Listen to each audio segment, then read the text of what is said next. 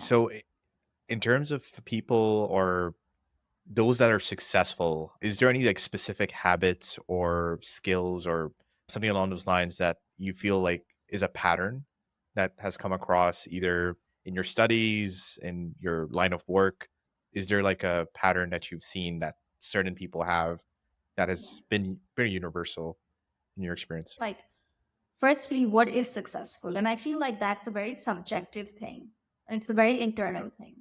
Like, I Yeah. may think that I'm successful, but you may be looking at me or looking at my CV or just looking at my whatever Instagram, and you may not think that I'm successful. But what really matters is what's going on within. So it's a very internal thing. And the reason I say that also is because if I were to try to define success right now, success would essentially be when someone is basically living their life in alignment with their values and aspirations. Yeah. Meaning to say, your words, your behavior, your actions, your life is in alignment with what you hold close to your heart, your values, and with where you want to be, what your Yep. goals and your aspirations are.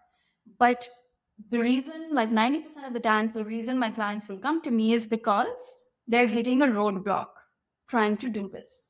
And what's the roadblock? I'm self sabotaging. I can't appear confident and I'm feeling underconfident, but it's my goal to be confident. It's my aspiration to be confident. Or I can't manage my emotions properly. I'm very reactive or I'm very impulsive or aggressive. Yep. But Mhm. it's very important to me to be someone who is able to manage their nervous systems and someone who's able to be assertive but not aggressive and so on and so forth. So that to me is what success is. And this could Right. go into your relationships, into your career, into professionally and personally, looking at each and every domain of your life. So if that is what success is, I feel like the number one habit or the number one pattern that I found amongst successful clients is them really believing in the power of mindset. I think it's one of my favorite quotes. Henry Ford perhaps said that whether you think you can or whether you think you can't, you're right.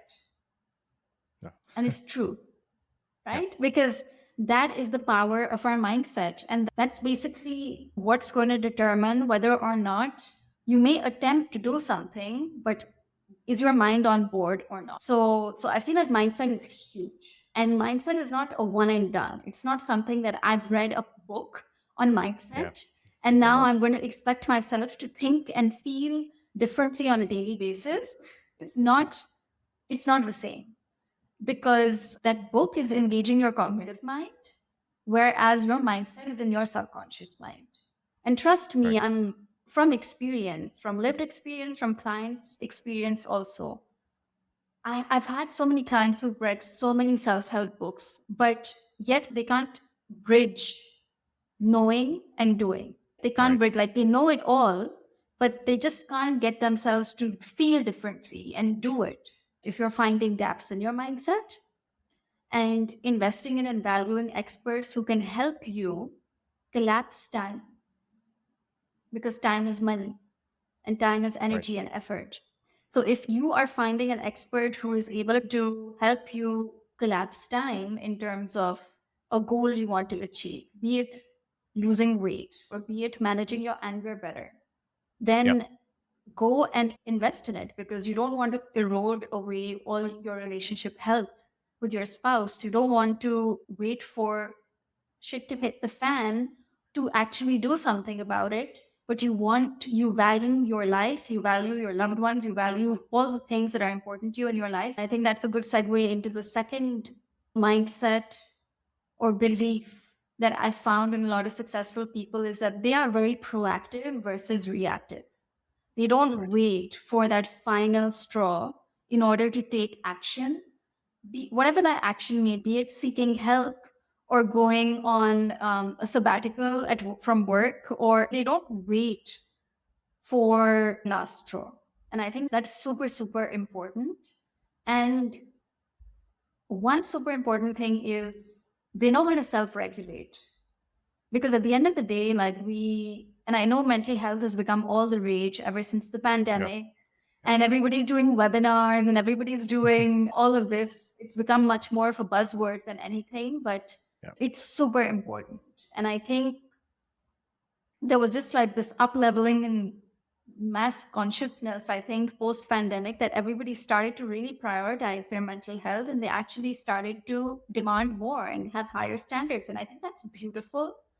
But I think with that awareness also, I think comes great responsibility. And it's super important for all of us to take complete ownership and hold ourselves accountable as parents, as managers, as reportees, as employees, as partners, as spouses. In all of those different roles, it's Yeah. super important for us to know how to self regulate.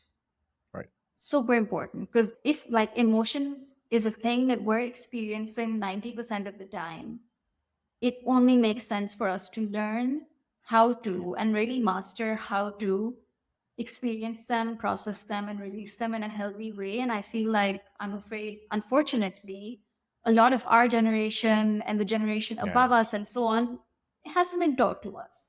Even like we talk about EQ a lot, emotional intelligence at the workplace. We're running all of these trainings, but this is really something that's very personal.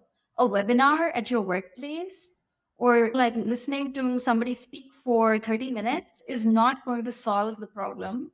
Reading that book is not necessarily going to solve the problem, right? But you really need to take it upon yourself, take accountability, take ownership of, do I really know how to manage my nervous system? Do I Yeah. really know how to self regulate? And that's super important because that differentiates a successful from an unsuccessful entrepreneur also, because you're going to be facing those stressful situations. That differentiates a successful from an unsuccessful employee. Someone who gets that promotion and someone who doesn't, I think, is right up there.